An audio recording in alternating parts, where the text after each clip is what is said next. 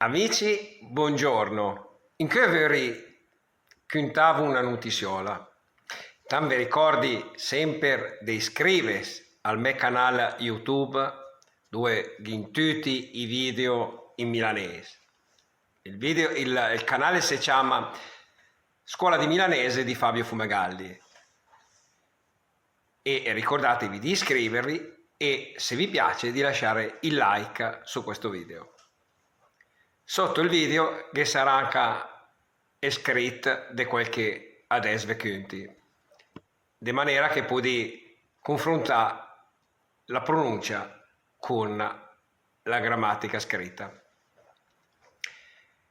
Avete sapere che il più antico reloj di Taschin che si conosce le sta costruito intorno al 1504 da Peter Henlein, un artigiano tedesco di Norimberga che l'aveva inventato anche l'orologio di tenere a mola.